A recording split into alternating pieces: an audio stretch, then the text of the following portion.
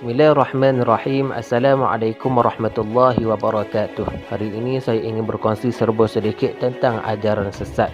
Ajaran sesat ini dari segi bahasa bermaksud lari dari kebenaran, iaitu al-ba'id an-siratil mustaqim. Seperti yang kita sedia maklum, ajaran ini telah wujud ketika zaman Rasulullah lagi. Bermulanya daripada Musallamah Al-Kadzab yang mengaku dirinya sebagai Nabi. Seterusnya pada zaman Khulafa' Ar-Rasyidin telah wujudnya fahaman Syiah dan sebagainya, sehinggalah pada hari ini di Malaysia kita sendiri sebanyak 152 golongan ajaran sesat yang telah direkodkan.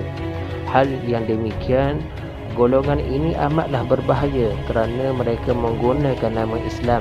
Sama ada mereka ini daripada golongan orang bukan Islam tetapi menyerupai Islam, mahupun mereka ini daripada golongan Islam sendiri tetapi terpensang dari segi manhajiyah atau metodologi Tariqah Muhammadiyah, iaitu Ahlussunnah wal Jamaah.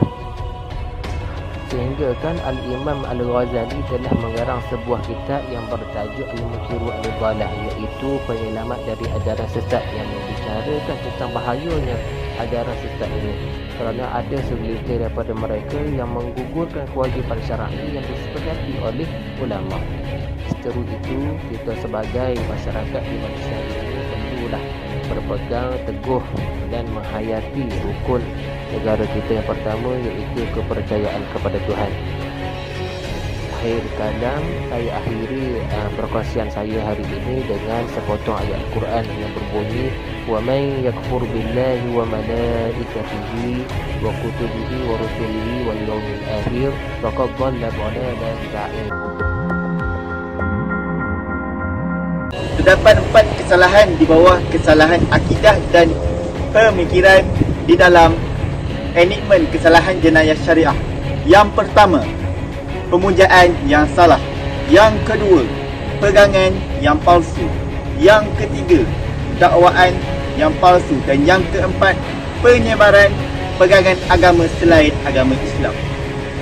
Oleh hal-hal yang demikian, maka wujudlah akta-akta yang memberikan pengana-pengana ajaran sesat tekanan, antaranya Akta Seksyen 3 Akta Wilayah Persekutuan 1997, di mana mana-mana orang yang memuja alam semula jadi atau melakukan apa-apa perbuatan yang menunjukkan pemujaan kepada orang, benda, tempat atau binatang dengan apa cara sekalipun yang bertentangan dengan syarak adalah sebuah kesalahan, dan jika disampaikan kesalahan akan didenda tidak melebihi RM3,000 atau dipenjara tidak melebihi 2 tahun atau kedua-duanya sekali.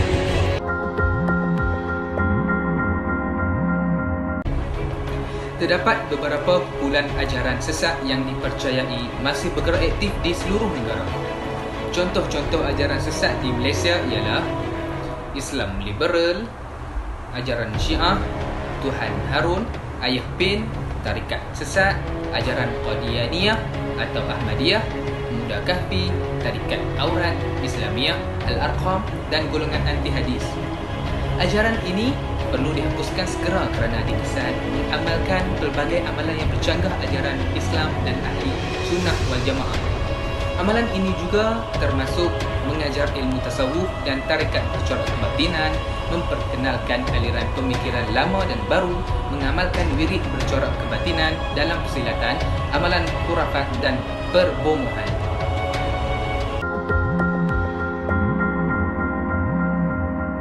Ajaran sesat mendatangkan banyak impak yang negatif dan buruk terhadap seseorang individu. Antaranya, menyebabkan akidah seseorang individu itu terpesong dari akidah yang sebenar. Hal ini kerana ajaran sesat seperti Tuhan Harun, Ayah Pin dan Hasan Anak Rimau mempercayai pengasas mereka sebagai Tuhan mereka. Senario ini amat bertentangan dengan rukun negara yang pertama, iaitu kepercayaan pada Tuhan. Seterusnya, pengikut ajaran sesat ini juga berfikiran tertutup kerana terlalu taksub terhadap ajaran yang mereka ikuti. Misalnya, pengikut Ayah Pin sanggup minum air bekas kaki ayah Hafin kerana mereka mendakwa ianya dapat menyembuhkan penyakit dan menaikkan darjat mereka. Akhir sekali, ikut ajaran sesat ini juga akan mengabaikan tanggungjawab mereka terhadap keluarga dan masyarakat kerana terlalu sibuk dengan ajaran yang mereka ikuti. Antara kesan ajaran sesat terhadap masyarakat ialah yang pertama, keruntuhan institusi kekeluargaan dan keretakan boleh berlaku di kalangan ahli keluarga yang menganut ajaran sesat disebabkan perbezaan akidah dan curiga sesama mereka.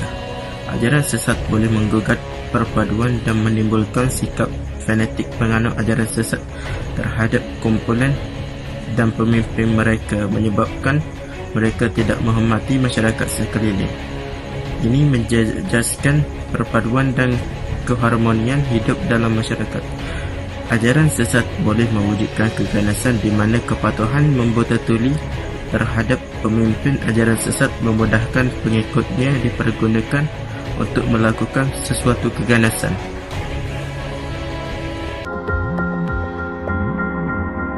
Terdapat beberapa faktor perkembangan ajaran sesat di Malaysia. Antaranya ialah kekurangan ilmu agama.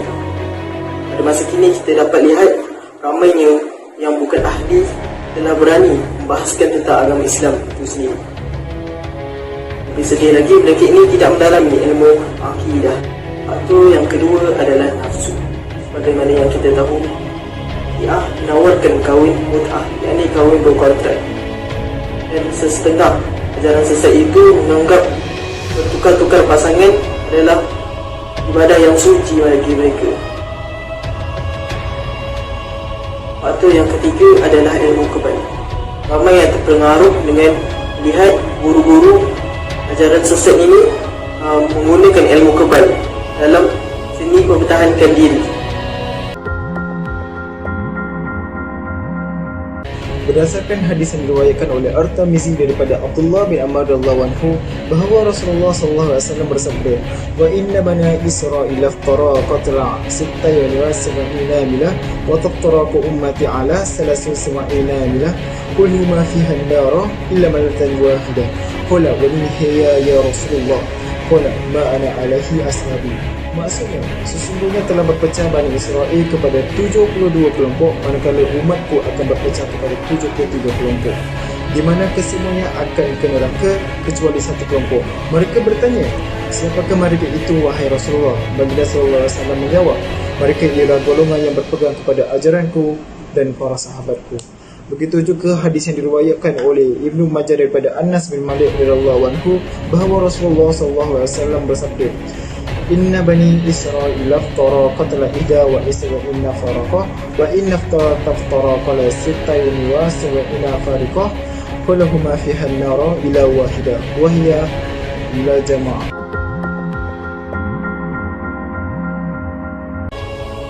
Okey, kita teruskan kepada langkah-langkah pencegahan ajaran sesat di Malaysia. Okey, yang pertama, kita mestilah lengkapkan diri kita dengan ajaran Islam yang betul. Dengan ini, kita dapat mudah menangkis ajaran sesat yang datang untuk menyesatkan kita.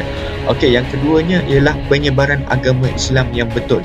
Penyebaran agama Islam kita boleh lakukan di media sosial untuk masyarakat tahu apa itu ajaran Islam yang sebenar. Dan yang ketiga ialah penguatkuasaan daripada kerajaan sendiri, iaitu penguatkuasaan undang-undang untuk membendung ajaran sesat ini daripada berleluasa di Malaysia.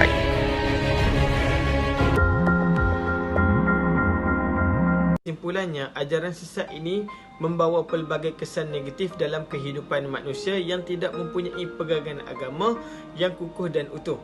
Oleh itu, satu anjakan paradigma perlu dilaksanakan oleh badan kerajaan dan swasta serta masyarakat setempat bagi mengatasi masalah akidah yang sudah pastinya terpesong daripada ajaran Islam yang sebenar.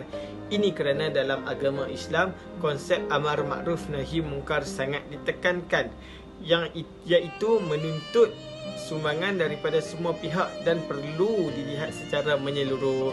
Ia bukan tugas pihak berkuasa sahaja, malah itulah peranan setiap individu yang bergelar Muslim dalam melaksanakan tanggungjawab hidup bermasyarakat. Okey, masyarakatlah golongan pertama yang mengetahui sama ada wujud sebarang aktiviti berkaitan ajaran yang menyimpang dari Islam atau tidak di kawasan mereka. Imam-imam masjid, surau penghulu atau ketua masyarakat perlu sentiasa peka dengan aduan dan pertanyaan yang dikemukakan oleh penduduk qaryah masing-masing. Paling penting ialah ciri ajaran sesat perlu disebarkan untuk makluman awam. Okey, saya berharap agar setiap langkah yang telah disusun sangat memberi kesan yang produktif untuk mengatasi masalah penyebaran ajaran sesat di negara kita. Sekian, terima kasih.